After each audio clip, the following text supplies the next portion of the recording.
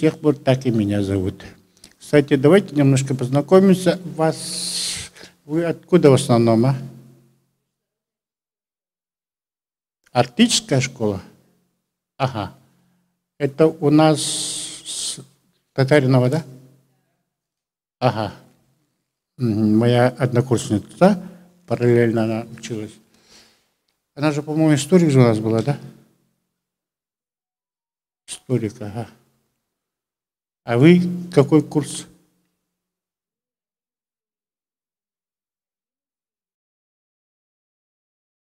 Ага. Угу.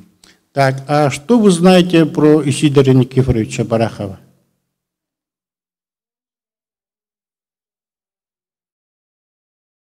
Так. Так. Пока засчитывается. Дальше.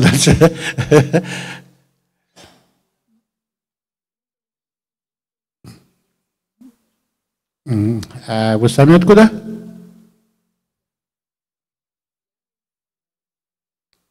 Из Дюргинского. Из самой Нюрбы? Понятно.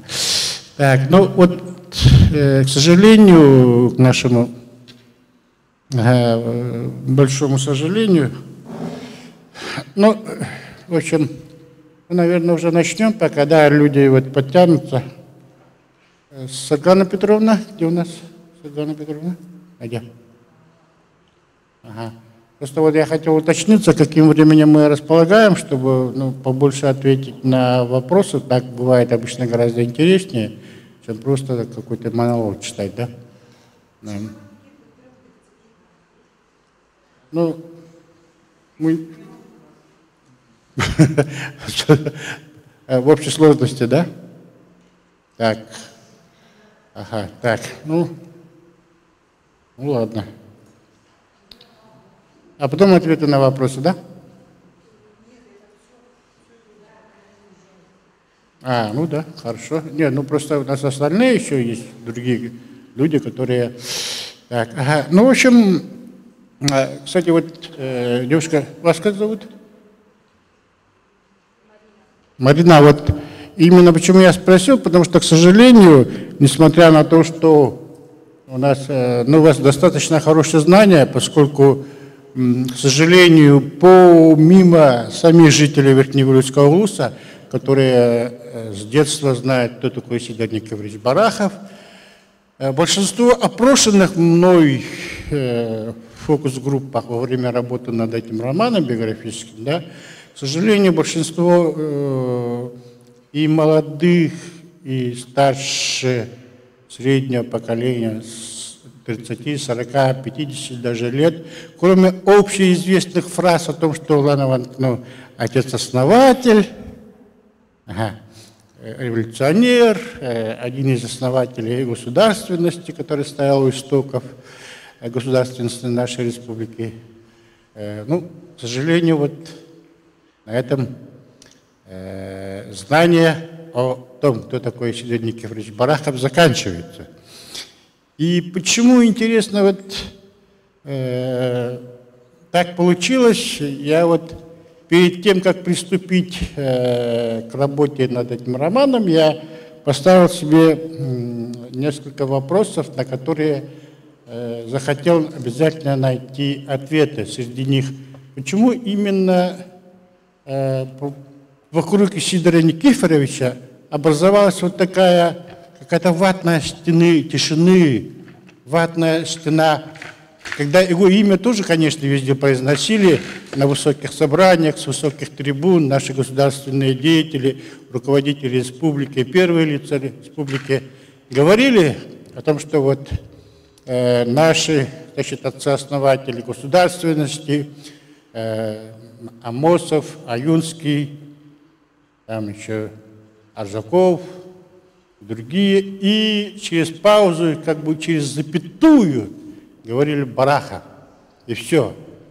И потом его реабилитировали в 1956 году, и после того, как полностью его реабилитировали, вот в 1956 году, в 1961 году вышла первая книга о нем, о Барахове. Ту книгу, которая вышла в 1961 году, она называлась, она формат вот такой, небольшой книжки, 70 чем-то вот таких небольших страниц. Это, скорее всего, брошюра была такая биографическая. Но она впервые вот рассказала на русском языке, тогда еще даже на якутском языке не было об Исидоре Барахове ни одной книжки. И, значит, его земляк, историк, старший преподаватель Якутского госуниверситета, значит, Василий Спиридонович Петров написал, был такой преподаватель. И после этого, 1961 года, прошло целых 48 лет, в течение которого, считайте, полвека прошло после его полной реабилитации Барахова, и практически ни одной книги не вышло о нем. Действительно очень интересно, да? Ни на русском, ни на якутском. И поэтому у нас, кроме Верхневлюйского улуса, вот его земляков, которые, значит, естественно, несмотря на то, что очень гордились своим земляком знаменитым Бараховым, и они действительно очень высоко держали и до сих пор продолжают держать его имя, поэтому девиз многих школьников, особенно той школы, где было присвоено его имя в 60-е годы. Мы, бараховцы, вот это они сделали девизом всей своей жизни. И школа вот эта тоже Верхневлюйская, и они продолжают, все школьники Верхневлюйска, они продолжают говорить, что и они там достаточно хорошо знакомы с биографией Сидора Никифоровича. По крайней мере, с основными его достижениями и датами жизнедеятельности, кто он такой, где родился, чего добился в этой жизни, да, когда его репрессировали, какие посты он занимал, когда его расстреляли. Вот, когда его реабилитировали, кто его люди знакомые, кто его жена, дети. В общем, вот такие общие сведения, по крайней мере, у них есть, если не вдаваться, какие-то там политические тонкости и так далее. Но, к сожалению, вот этого не скажешь про остальных жителей республики, и поэтому у нас выросло целое поколение, вот несколько поколений, не одно поколение. Если социологи говорят, что у нас за одно поколение считать 25 лет, 24-26 лет считается, да, в среднем 25 будем считать. И если мы берем одно поколение, это 25 лет, у нас получается вот в течение 50 лет, то есть два поколения у нас выросли, которые совершенно абсолютно ничего не знали. Толком вот этих, кроме общей фразы о том, что вот он отец-основатель, да. И поэтому это не ваша вина, конечно, а наша беда общая.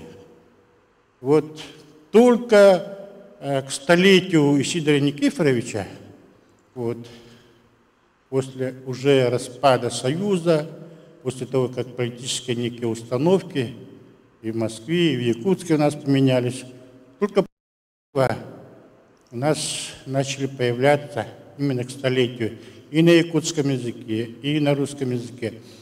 Но, к сожалению, у нас на русском языке появилась вот первая книга Ираиды Клеориной, Ираиды Самоновны Клеориной, которая она, это такая тоже небольшого формата книга, брошюра вот такая.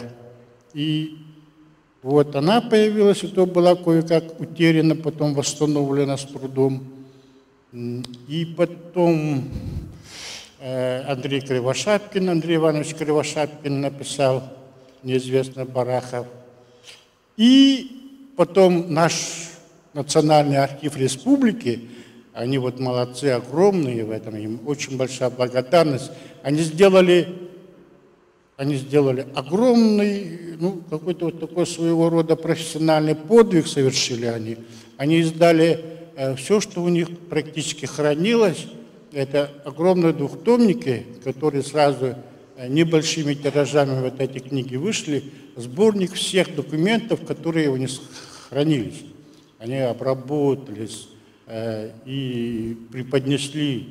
В общем, они тысячными, всего лишь одним тысячным тиражом каждый том из них вышел, они уже стали сейчас библиографической редкостью, вот эти книги. И еще одна книга, она, которая выходила вперемешку воспоминаний на русском и на якутском языках. И вот я вот назвал 3 книги, да? Вот. И все.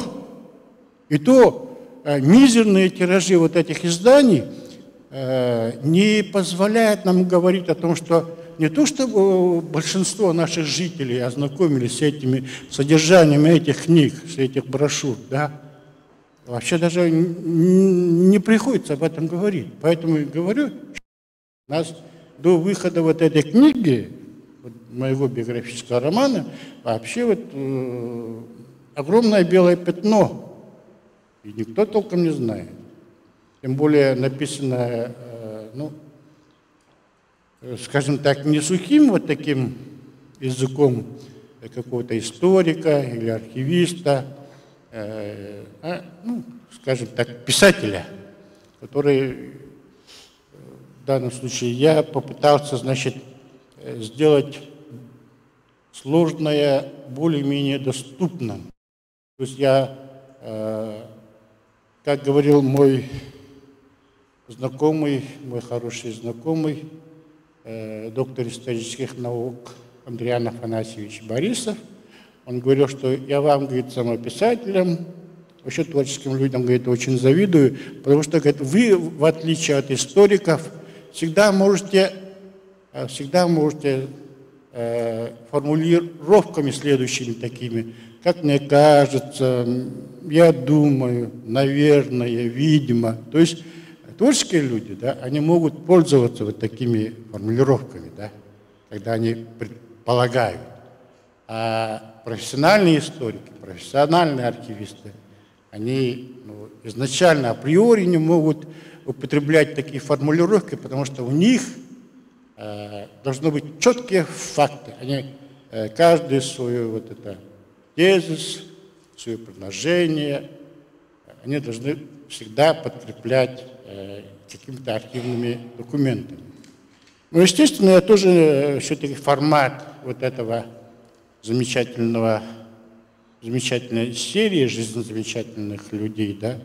Кстати, я немножко могу с гордостью сказать, что любой человек в настоящее время, имеющий, значит, деньги, он не может здесь выйти. Здесь можно выходить только строго по рекомендации, и то пройдя через определенное сито отбора.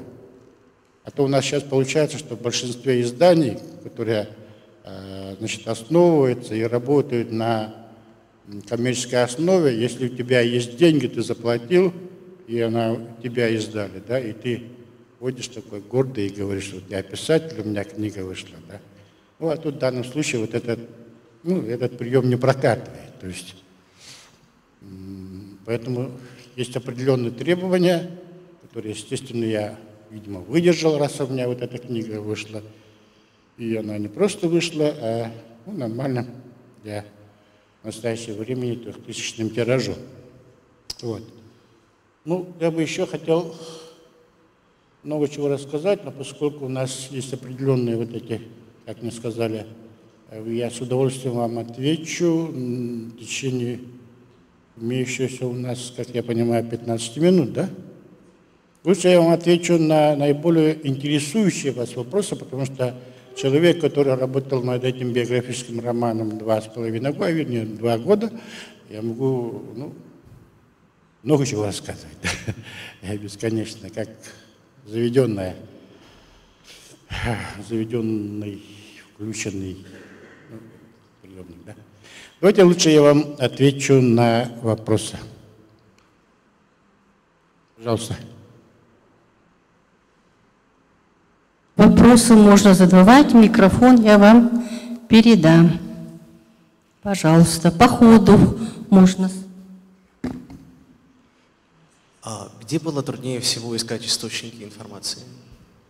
Еще раз? Где было труднее всего искать источники информации? Вы знаете, труднее всего искать, это сложно сказать, где труднее искать. Да, дело в том, что У меня это уже 5-й по счету биографический роман. И до этого, значит, я работал и издал несколько книг, а вот последняя книга перед этим была про первого из народа Саха, председателя безопасности Якутии, Афанасия Павловича Кириллина. И тогда я еще не мог предположить, что у меня следующая книга будет про Барахова. И поэтому он мне сказал, что он мне поможет открыть, ну, практически любые, да, архивные. Самое трудное не где искать, а как искать. Дело в том, что когда ты не знаешь, что искать, это все равно, что искать, ну, в темной комнате, вот, знаменитую вот эту черную кошку, да, особенно когда его нету. Да. Самое главное знать, что ты хочешь найти. А когда ты не знаешь, например, ты идешь, это ты вслепую, это, ну, как бы, это бесполезно. А вот когда ты точно знаешь, что ты ищешь и где ты будешь искать, тогда перед тобой обычно, в принципе, больших в настоящее время, тем более сейчас уже сколько лет прошло, там уже очень много архивных данных рассекречивается. Рассекречено, поэтому самое трудное искать в своем мозгу, в своих знаниях, потому что ты должен знать, что ты хочешь найти. А остальное уже в основном 90% это дело техники. И вот когда ты не знаешь, твоя работа в архивах, то, что в Иркутске, в Москве, то, что я запросы делал, да, и то, что в Новосибирске, больше всего в этом мы копались. Ну, а здешние вот эти материалы, наш Национальный архив Республики, они вообще вот, ну, с удовольствием все, что у них было, они сами все выложили мне. Вот, потому что мне очень много помогали. Без архивистов, естественно, я бы ничего не написал вот этого, да. И один мой очень хороший поэт, она сказала мне, что работа в архиве – это сродни как бы охотнику, да, который пошел в тайгу и не знает сегодня, что он найдет. Вот. То есть ты с добычей придешь или без добычи. Это в том случае, если ты не знаешь, что ты ищешь. Просто ты знаешь, что, например, ты знаешь, что вот этот вроде бы такой документ есть, но ты не знаешь. Вот у тебя есть массив времени, значит, самое, там, вот в течение этого года. Но где она точно выходила? Имя не знаешь, да? Ты только там ищешь вот это Барахова. У тебя должен быть, самое, у тебя настроено вот это глаза на то, что вот это где-то будет, да, и ты сидишь и там ищешь. А когда ты знаешь четко, как она называется, материал, то есть, ну, тогда уже гораздо лучше. Ну, надеюсь, я ответил. У меня вот вопрос, да? Вот мы сегодня пригласили студентов, школьников, студентов, народно-артистической школы. Они большие будущие, они, наверное, уже занимаются научной практической деятельностью. И как вы считаете, вот, на что им бы обратить внимание, да? Пример жизни Барахова. Ну, что примеры жизни? Ну это я могу с удовольствием ответить. Дело в том, что я удивился тому, что Сидор Никифорович Барахов, он всю жизнь учился. У меня целая глава есть, да, вот здесь, в этой книге, в этом романе, где она отдельно в поисках просвещения, она называется, по-моему, 3-я, 4-я глава, 4-й раздел. И он, оказывается, вот начальная школа, потом, значит, второе звено, потом Вилюйская школа, потом в Якутске, вот он в учительской гимназии, в семинаре учился вместе с Платоном Аюнским, Максимом Кирилловичем Амосовым, они вместе, вот это все, вот это его поколение, вот это все, и они все вместе учились. И вот потом, значит, он поступает в Москву, в Институт Красной Профессуры, а перед этим он на подготовительных учится, потом приезжает туда, и потом он понимает, что вот самое интересное, мне очень понравилось то, что он приезжает туда, значит, и видит, что по уровню образования, по линии профсоюза, вначале его отправили в Москву учиться, он видит, и оказывается, он пишет: товарищ Сталин, значит, прошу направить меня не сюда, а перевести туда, потому что, говорит, по уровню своего, говорит, самообразования на данный момент я гораздо выше, знаю гораздо больше, чем то, что вот тут мне дают. И Сталин тут пишет резолюцию такую: перевести, говорит, товарища, говорит, Барахова, говорит, туда, с сохранением там стипендий, туда-сюда, 50. И потом он был первый из народа Саха, представитель, который вот этот институт красной профессуры, он ее блестяще там учился, но его там с последнего курса его отозвали и сделали заведующим отделом сельхозхозяйства ЦК КПСС по Восточной Сибири и Дальнему Востоку. То есть он был именно одним из тех образованнейших людей из нашего народа. И главное, он, вот, представляете, да, вот человек, вот маленький мальчик, он же тоже как, он же считается официально 4-м ребенком, который выжил, он выживший на самом деле, потому что он родился в той семье, которая по якутским поверьям, тогда смертность детская была страшная, поэтому там дети постоянно умирали, поэтому его, по якутской традиции, его дали воспитывать, родственникам. И он воспитывался у родственников по материнской линии, вообще там в глухой маленькой деревушке. Вот. И вот этот человек, мальчик, который, значит, вырос там, он к концу жизни, когда его там арестовали, обвинив во всяких разных смертных, во всех всевозможных смертных грехах, он достиг таких неимоверных высот, которые вот до сих пор, когда я вот это все вижу, читаю, и когда вот это я писал, вообще каждый раз вот так волнуешься и покрываешься гусиной кожей, потому что и ты, значит, холодеешь, и это. Но то, что человек учился всю жизнь, это нечто, ребята, когда ты читаешь это.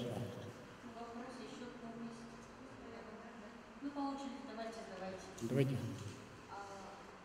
чем вы видите проблему того, что про Барахова очень мало знает относительно Аминского, Дело в том, что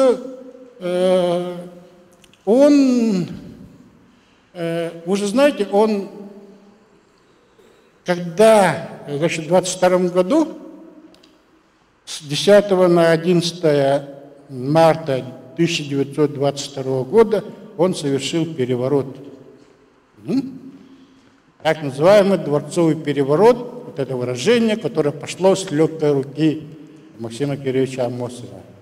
Кстати, вот именно вот это, в этом отношении все историки правы, что Амосов и Барахов, они были вот такими очень близкими друзьями, на самом деле. И это все подтверждается вот этими их перепиской, их дружбой, вот то, что они разговаривали между собой и так далее.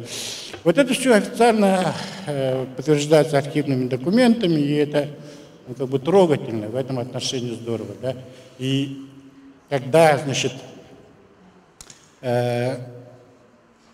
тот момент, когда вот это он совершил так называемый переворот, нет, это я не точно выразился, так и есть, это дворцовый переворот. То есть одни представители советской власти устраняют вооруженным, то есть не просто так, типа мы проголосовали, убираем, да?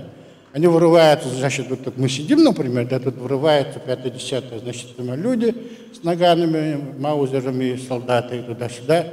И вот этот первых людей республики, назначенных, законных, кстати, назначенных Москвой, они их убирают и говорят, значит, вы, говорит, там арестованы, мы отстраняем вас от власти. Угу. Но опять же, Агунский тоже был репрессирован. А почему вот имя Барахова относительно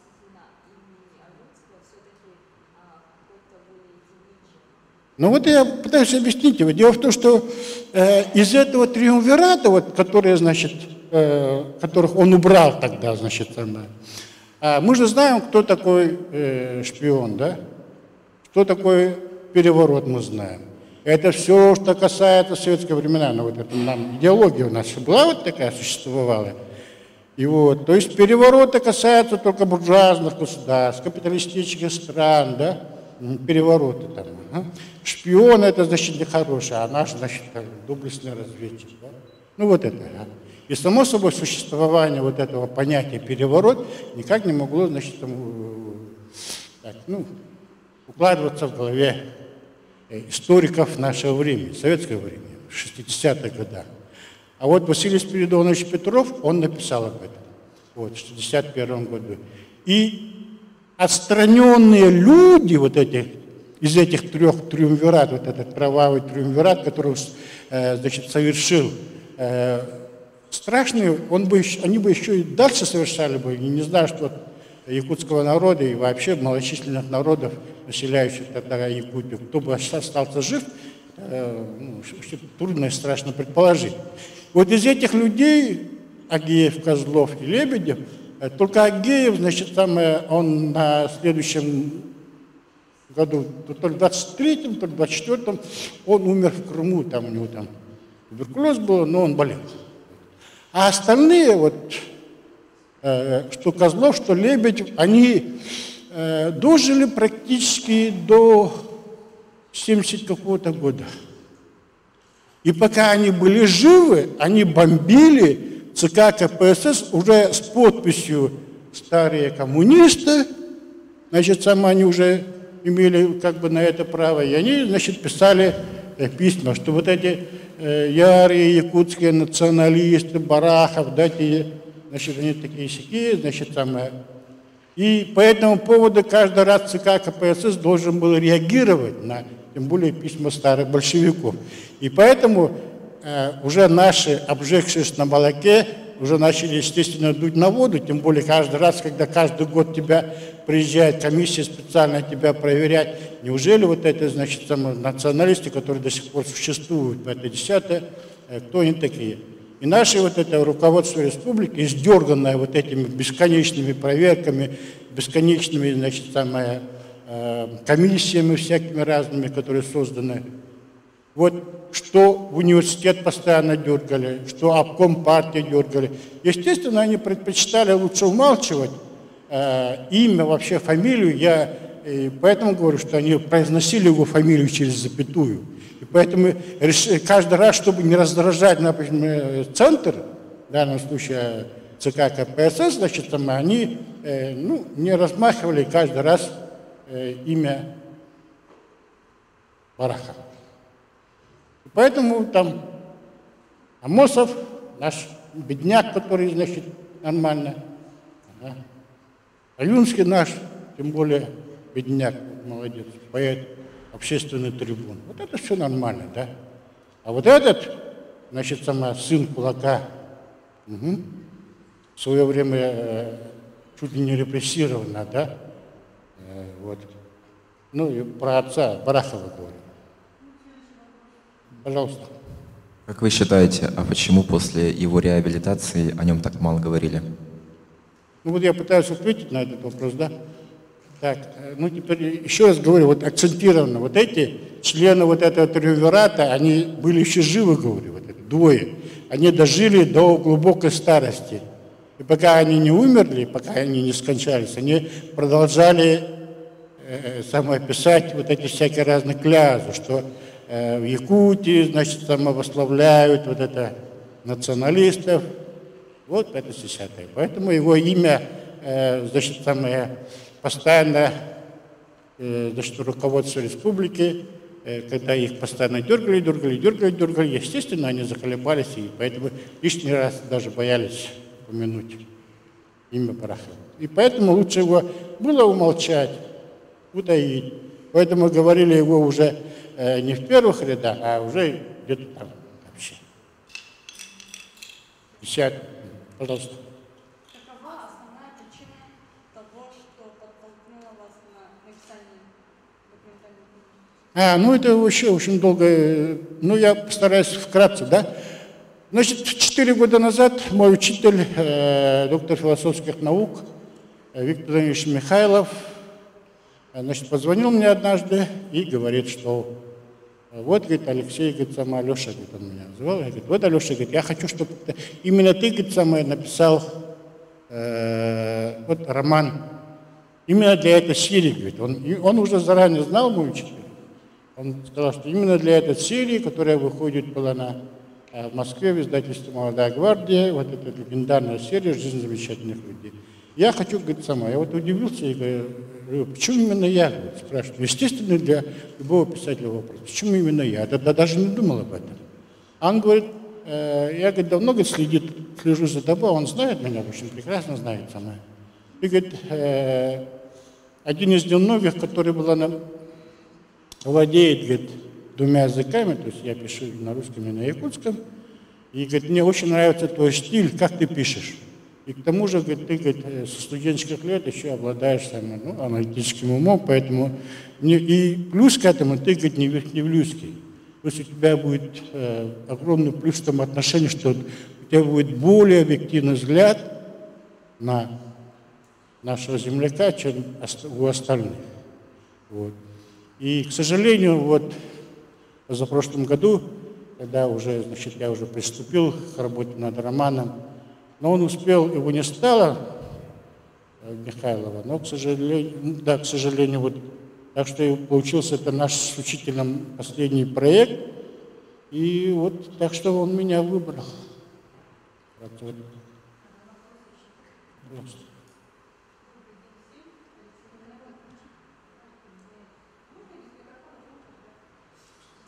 Попытаюсь услышать. Алексея, в принципе, я уже знаю, да, с его произведениями знакома. Вот. Меня зовут Варламова Диана Никитична, я заслуженный пенсионер. Ага. Вот. Но, тем не менее, остро интересуюсь всякими интересными такими вот встречами. Ага. И иногда даже участвую в разборах вот, произведений. Да? И вот успешно проект закончился. И у меня все-таки, мы тут с одноклассниками пришли тоже, вот Надежды. И у нас вот возник один вопрос. Вот при написании книги вы основывались только на документальных материалах, да, из архивов? Или вы встретились с какими-то вот живыми свидетелями, кто застал Исидора Барахова? Ну, к сожалению, из тех, кто застал Исидора Никифоровича, ну, нету их. Ага.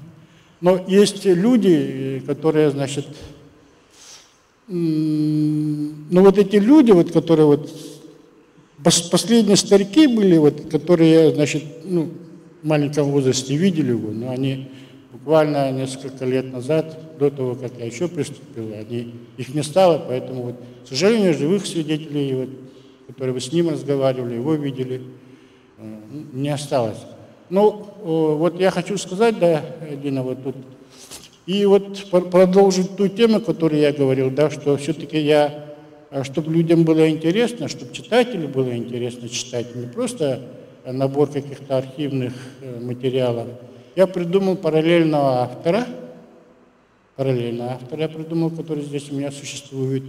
И вот эти все вот эти литературную, художественную красоту, ну, описательные моменты, вот эти мои самые любимые писательские всякие разные нюансы, где я могу сказать с удовольствием, как писатель, ну, различить красоту.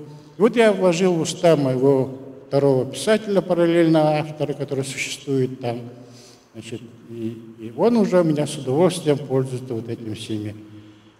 Мне кажется, ему снился сон, как ему показалось, вот он у меня сидит, я расписываю. Ну, буквально, значит, с первых, у меня с пролога начиная, вот этот у меня герой начинает существовать. Вот этот параллельно придуманный автор. И именно я в его уста вложил большинство вот таких все-таки надо было как-то отойти от сухой формы подачи материала, да, чтобы это было интересно, говорю еще раз. Повторяю. И вот поэтому, ну, этот ход моему учителю, вот этому доктору философских наук, очень понравился, Виктору Даниловичу. Когда он прочитал первый пролог и первые несколько глав, он успел вот это сделать.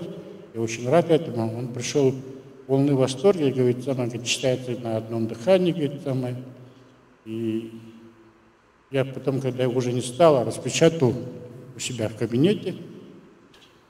И вот эти слова его висели у меня до конца, до полного завершения работы над романом. Ну, отцы, так, да. Что хотел спросить? Здравствуйте. Можете, пожалуйста, расскажите, пожалуйста, поподробнее процесс написания документальной книги. Откуда берете информацию, структурируете ее и выбираете тему? Ну, сегодня я буду, поскольку говорю вот конкретно об этой книге, да, ну, самое главное, вот вопрос правильный в том отношении, что самое главное правильно расставить точки, и она у меня, как однажды Антон Павлович сказал, Чехов, материал у меня не преподносится по сюжету, как именно, как он однажды выразился, как оглобля, да, то есть родился, детство, то. Вот, ага. То есть у меня начинается, как говорили наши, самое интересное, самое оттягивать и переносить, оставлять на концовку, потому что читатель у нас может до этого как бы не дожить. Он первую страницу почитает, если его не захватило, первые 5-3 страницы, он что делает? Откладывает. Говорит, ну нафиг, надо будет там, прочитаю потом тебя это, если спросят. Ну нет, так нет. Поэтому вот любая книга, это касается не только романов, но это всего, что касается вот этой творческой работы, там, будь это фильм художественный, документальный, книга, там, перевод или что, например, она должна всегда сразу, или даже газетная статья, или даже, например, там, если вы блогер, например, да, то, что вы пишете, там, или в ТикТоке что-то пишете, нужно начинать с той информации, которая сразу цепляет. Не нужно откладывать вот это живое, интересное, как вам кажется, самое интересное, в надежде, что этот читатель ваш дочитает до конца. А он может и не досчитать. Поэтому надо начинать сразу. Бом! Вот самое все. Нифига себе, он подумает, и дай вот хочет, не хочет, дочитает до конца. Потому что обычно, когда он туда включается, как сейчас выражается молодежь, если в него вот зашло, да, он уже обычно не отпускает. И вот вы правильно спрашиваете, молодой человек, в том, что вот именно иногда бывает так, что придумать какой-то заголовок для какой-то вот газетной статьи или там для какой-то любой, например, статьи, или чтобы найти нормальную, как вам кажется, структуру, которая будет заинтересует, которая должна будет интересна всем читателям. Для этого вот приходится чуть ли не уделять там огромную массу времени, чтобы вот это придумать вот это, форму подачи. А остальное, когда у тебя есть, а как она придумывается, я не знаю. Она как бы дается тебе или не дается. Просто надо сесть перед белым листом бумаги и начать писать. А вот у любого, вот, когда я вот начинал, я сам, журналистов бывших не бывает, когда я сам журналистикой начинал заниматься, и, естественно, вот эта белая целина бумаги, она, естественно, волновала, и ты знал, с чего начать. Поэтому, чтобы вот это первичное волнение перебороть, я придумал для себя вот такую фишку. Вот я писал, вот, схемку такую устраивал. Заголовок, подзаголовок, лид, потом, текст, маленький потом, значит, там в конце подпись ставил. Но когда ты видишь уже, значит, самое вымаранную там тобой белый лист бумаги, не просто уже белоснежный, а там уже какие-то что-то, знаки какие-то появились. Тут уже, как бы она уже там щеркана, 50, то тут уже можно дальше работать. А потом уже ты успокаиваешься, начинаешь работать, начинаешь писать. Ну, в общем, так. Вопрос-то. Вот молодежь сидит, школьники, студенты. И какой совет вы как автор этой книги, новой книги, да, библиографические книги про Сидора Барахова, вот если купят, откроют, на что им особенно обратить внимание, как молодым, для того, чтобы в будущем, как взять пример из такой яркой жизни вот гениального Сидора Барахова? Именно для молодежи. Ну, я не знаю, вот знаете, вот у каждого человека есть своя форма подхода и к тому, что он, как он читает. Я не знаю, я в вашем возрасте, у меня уже был свой алгоритм чтения, да, например. Я до сих пор, у меня есть такой, не знаю, недостаток или как, я обычно параллельно читаю 2-3 книги, да. Не знаю почему, но иногда говорят, это какой-то идиотизм. Но мне так нравится. Я обычно параллельно читаю 2-3 книги, например. Да? Вот. Я, когда во время работы над труднейшими вот этими текстами столетней давности, да, параллельно читал, например, своего любимого Мураками, там, я его поднабрал. Я очень люблю тех переводчиков. Я сам занимаюсь очень много переводами, перевел массу, значит, авторов. Ну, у меня уже издано несколько книг.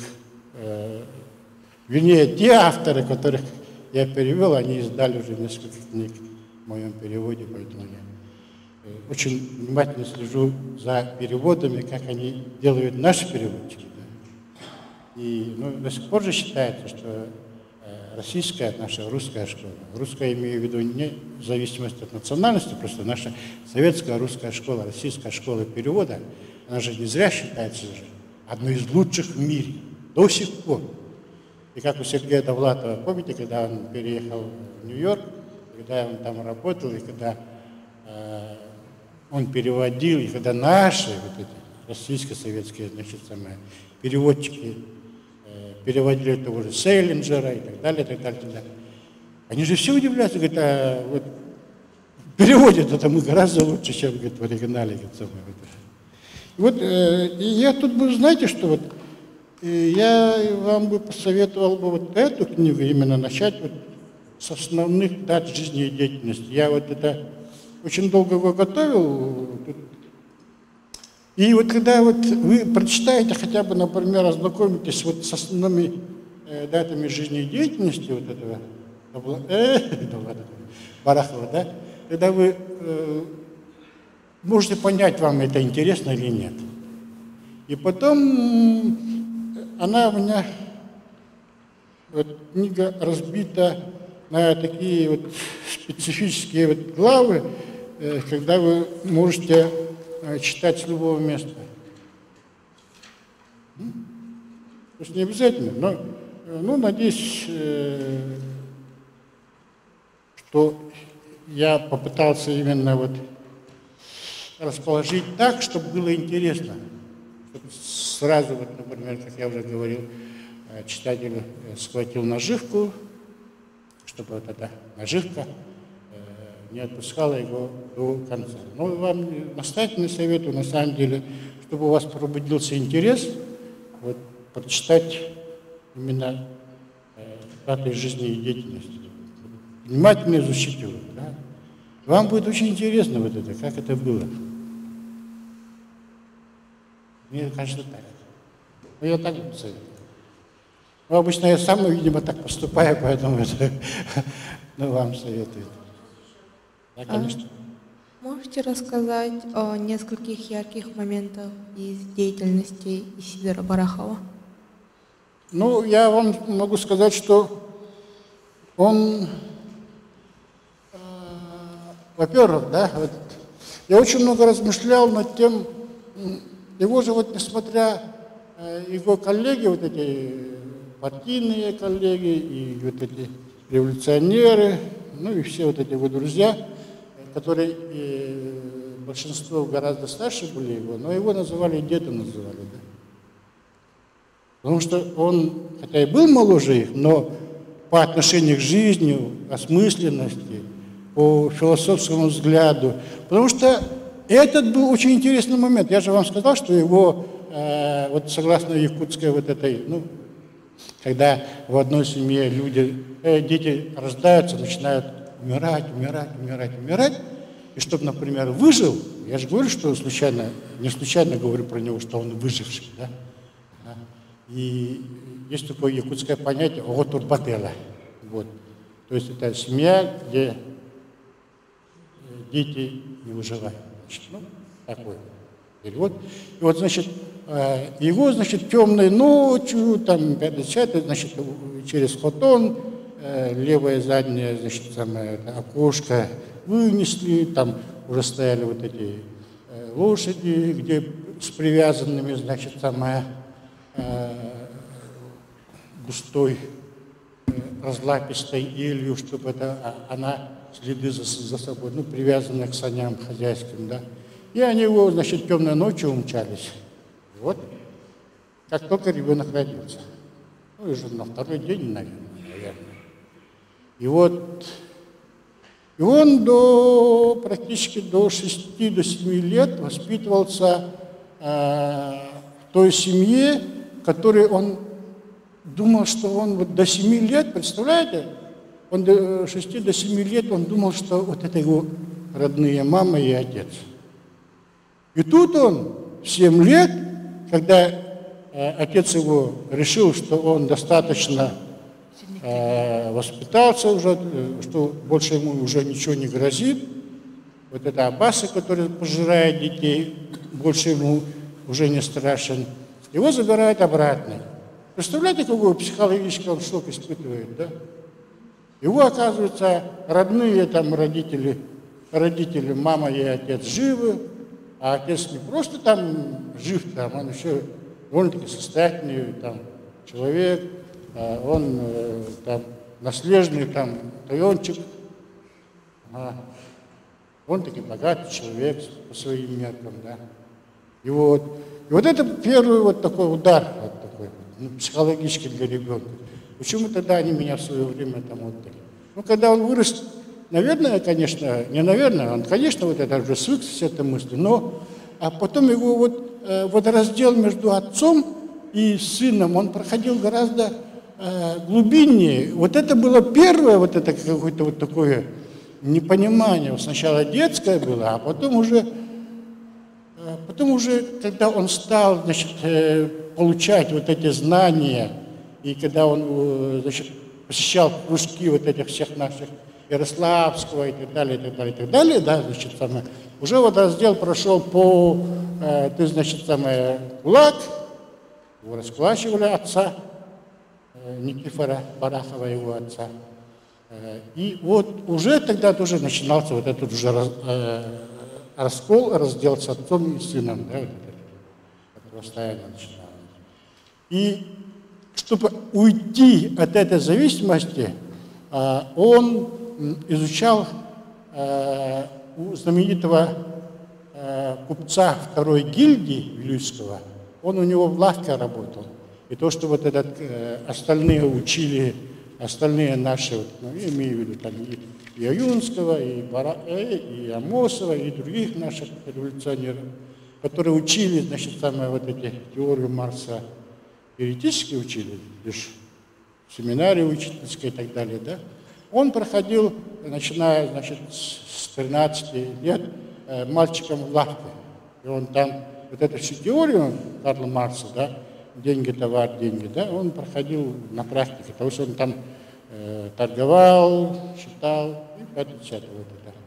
И вот это ему, естественно, помогло. И поэтому он дважды, я считаю, спас свой народ от чуть ли не поголовного истребления, основного ядра. Это первое, когда он отстранил вот этот триумвират зловещий, который посеял красный террор, который развязал гражданскую страшную войну, в результате которой могли погибнуть очень много наших отцов, дедов и прадедов, прапрапрадедов. Может быть, нас даже, народа как такого, наверное, мы были бы сейчас 5-6 человек. Да? А благодаря ему была остановлена вот эта основная вот эта масса вот этих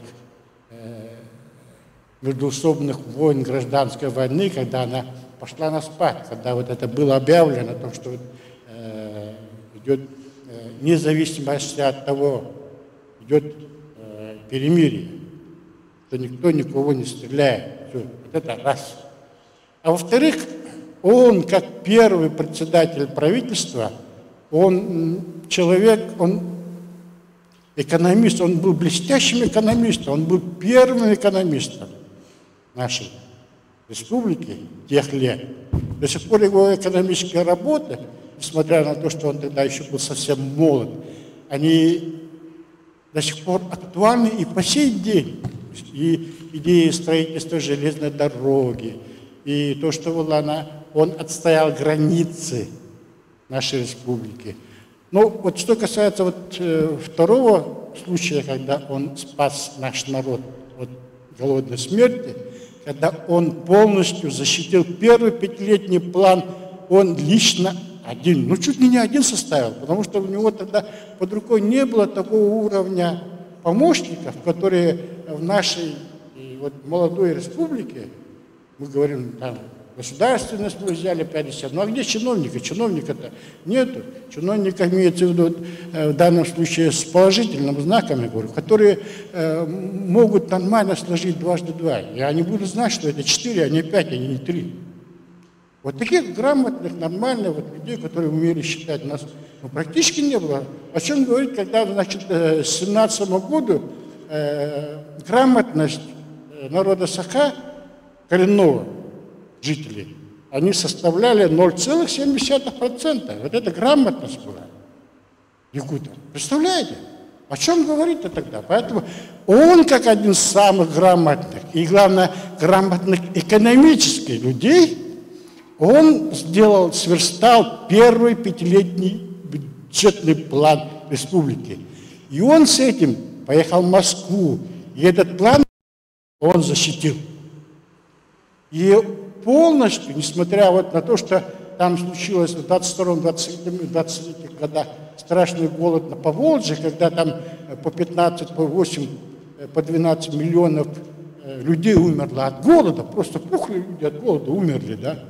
И когда Украина до сих пор нас обвиняет в том, что в Украине тоже, на Украине тоже вот это было страшный голодомор был и погибли, да. И наш Барахов едет туда и в ЦК защищает вот этот наш бюджет. Ему от российского бюджета выделили 0,5%, а это по тем временам, вот это, когда еще царские вот эти суммы гуляли, да, 0,5% российского бюджета было выделено Якутии. И на эти деньги, еще плюс к этому, значит, были выделены огромные, значит, продуктовые запасы, которые были доставлены. И именно это во второй раз Барахов, благодаря этому, своим грамотно поставленным вопросом и бюджету сверстанному, он во второй раз спас наш народ от неминуемого, значит, самого голода и смерти. Очень много населения. В общем, так. Это один из таких ярчайших вот этих моментов, которые, мне кажется, каждый наш благодарный потомок должен знать. Вот эти самые яркие. И плюс к этому, естественно, у него очень много отдельных вот таких моментов, да. Но вот эти два ярчайших момента, которые, на что бы я хотел обратить особое внимание.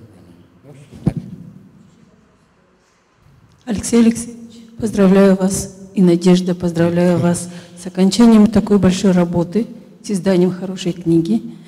И желаю, конечно, в дальнейшем еще плодотворной работы. Хочу задать вопрос. Вот книгу я вижу, да, первый раз. Очень много фотографий исторических. Слышала, что вас допустили в архив КГБ, как говорится по-простому, да?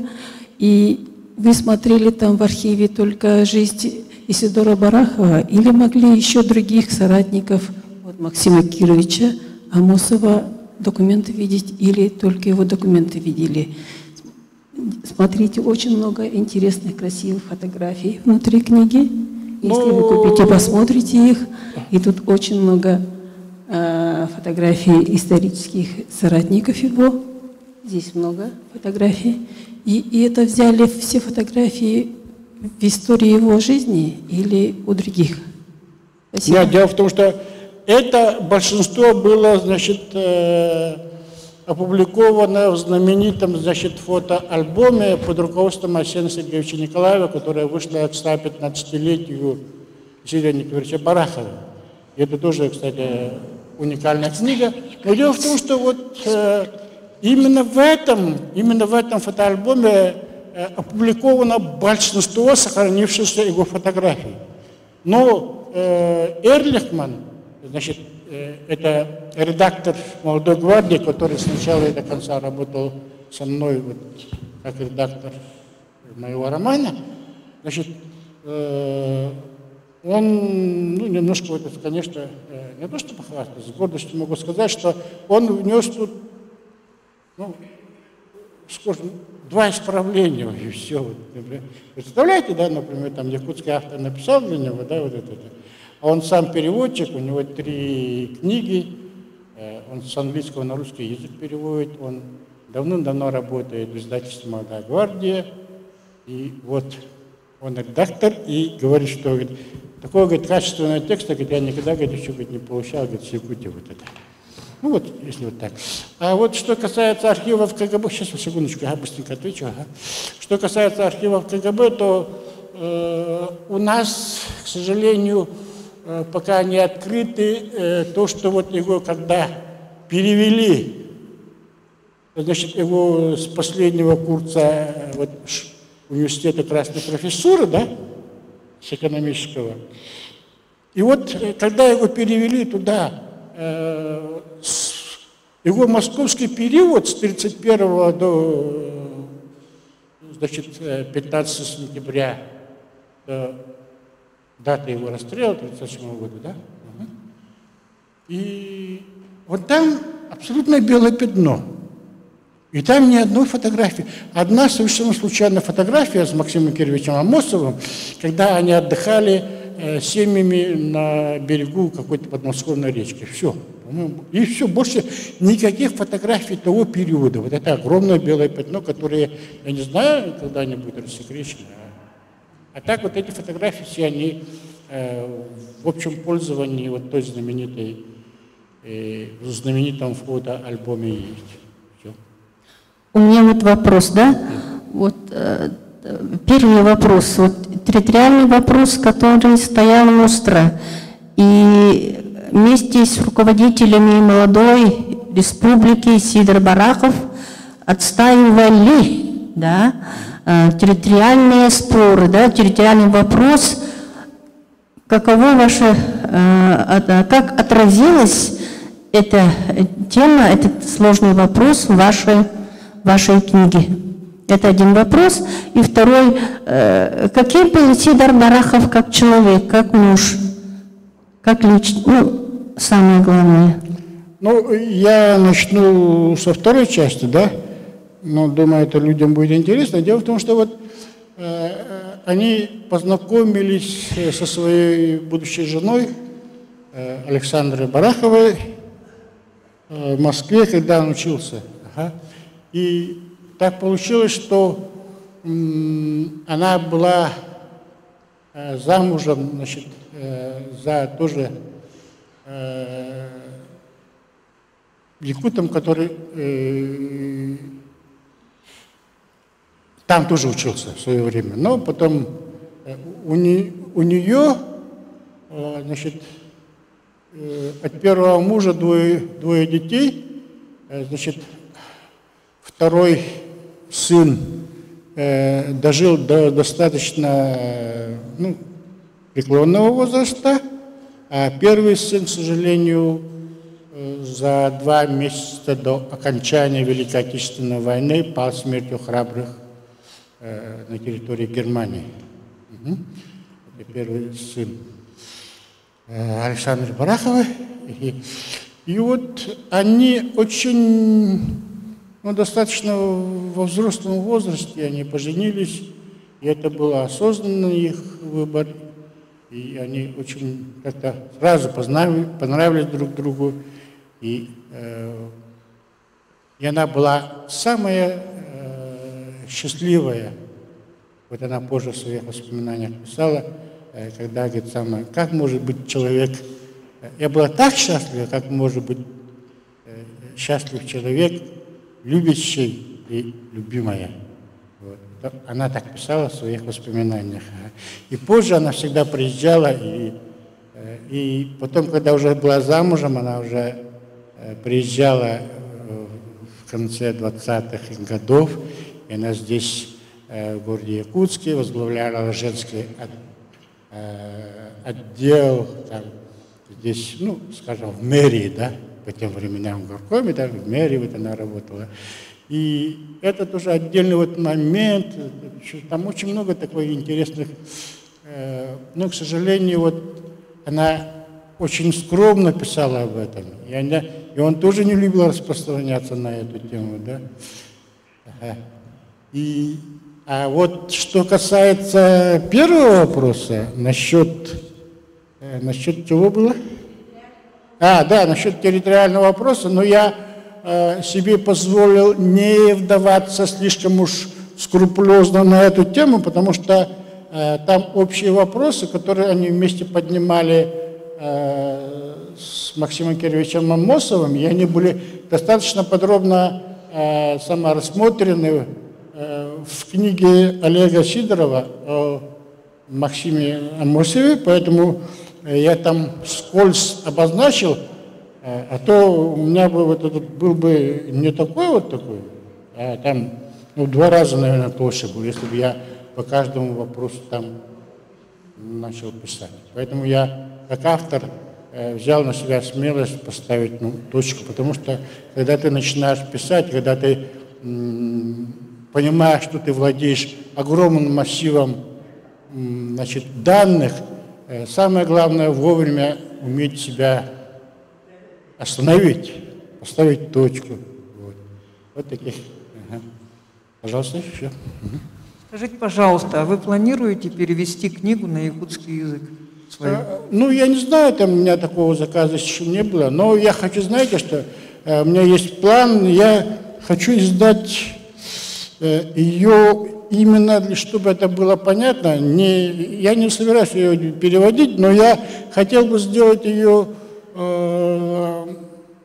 опустить, если не все, то большинство, 90% политических вот таких моментов, и издать для школьников среднего возраста, когда уже люди начинают там задаваться нормальными вопросами и так далее,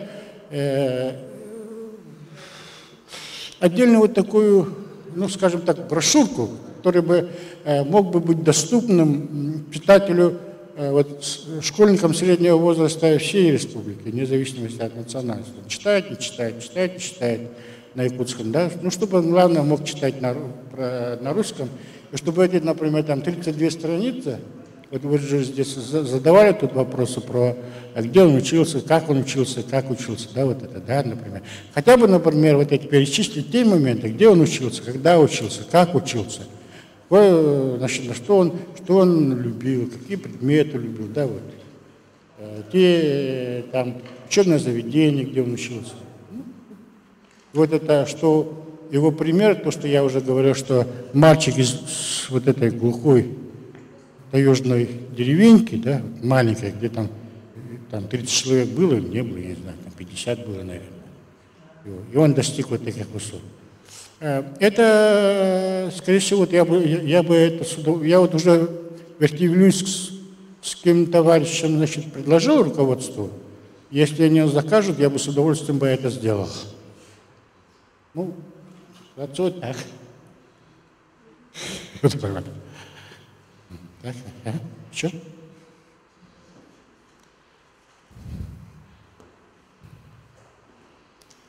Так.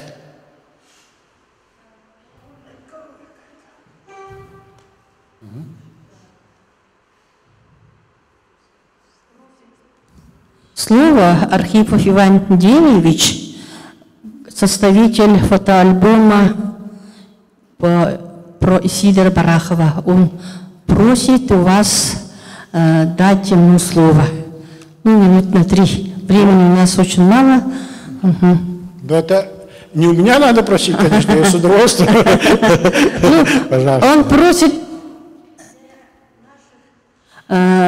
школьников, он хочет показать. Да?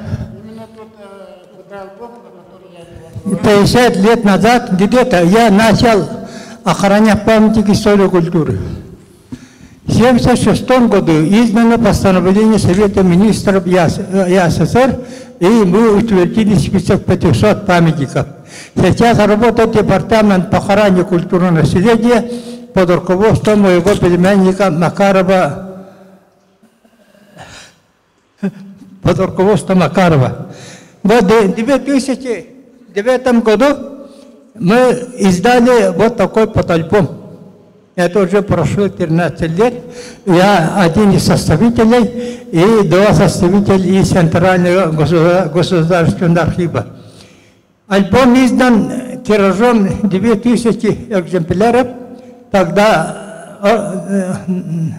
председателем оргкомитета работал тогдашний руководитель администрации президента Айсен Сергей Николаев, нынешний глава, и он издали большим тиражом 9000 экземпляров, и мы добивались того, все по одному экземпляру имели все школы, 700 школ Якутской республики. Поэтому все библиотеки, школы и музеи имеют вот такой фотоальбом. Ага. В Верхоблинске есть школа, которая носит имя Исидора Барахова. Это детище Пизматовского движения, где 14 лет работал народный учитель Михаил Андреевич Алексеев. Школа номер 1 имени Исидора Барахова. Так, когда-то был совхоз колхоз имени Барахова, потом был совхоз имени Барахова.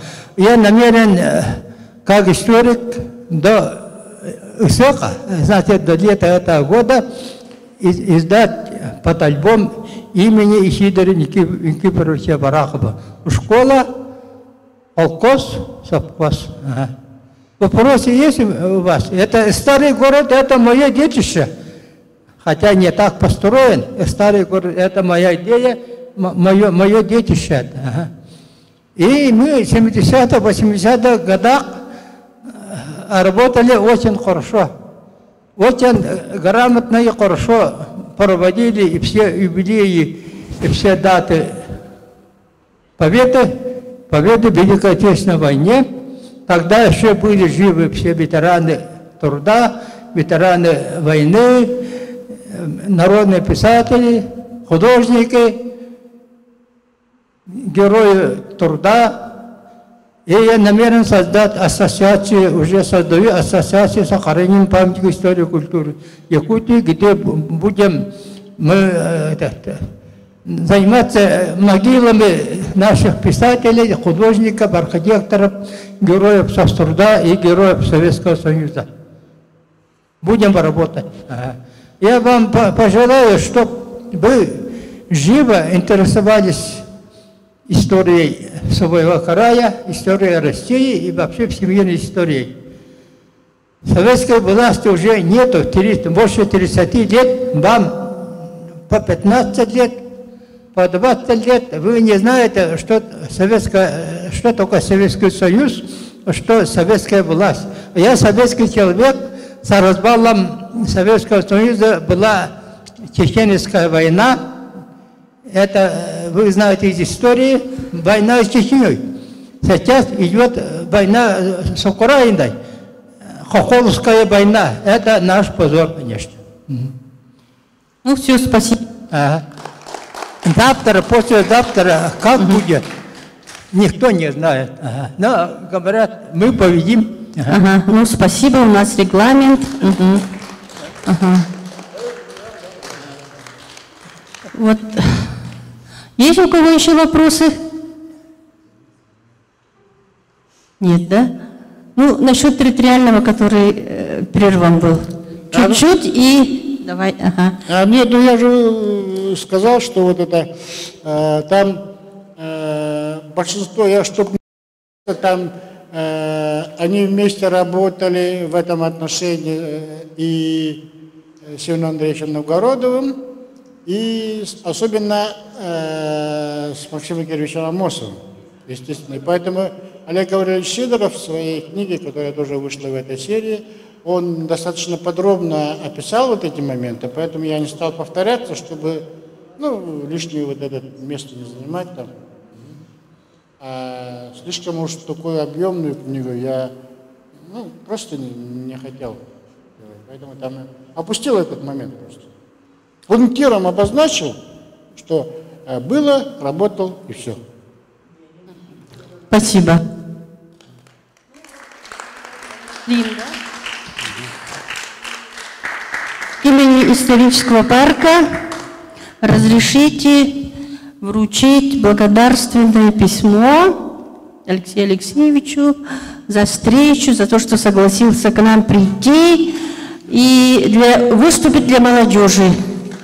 Так. И небольшой подарок. Да. Спасибо, что...